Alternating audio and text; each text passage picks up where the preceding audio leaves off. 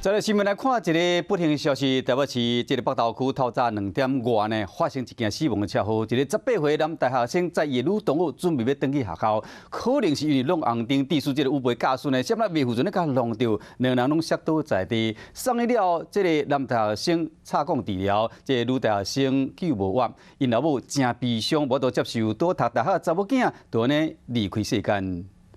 白色轿车挡风玻璃拢碎去，车头冒气，车顶嘛变形，机车零件喷飞甲四界拢是，车卡个安全帽啊落落涂骹，环境赶紧封锁现场，因为才发生一件死亡车祸。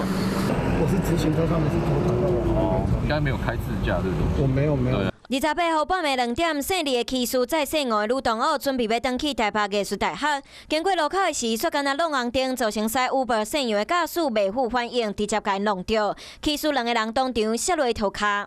经医院抢救，女男能昏迷中，母女于3点52分抢救不治，双方驾驶经酒测无饮酒情事。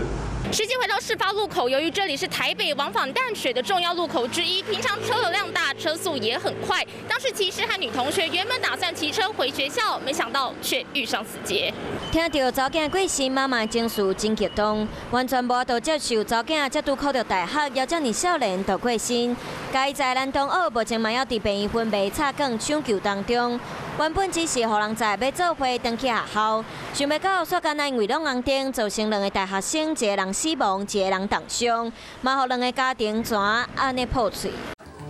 华视新闻看起来，赶快订阅我们的华视新闻 YouTube 频道，欢迎按赞、订阅、开启小铃铛，最新最及时的资讯要提供给你。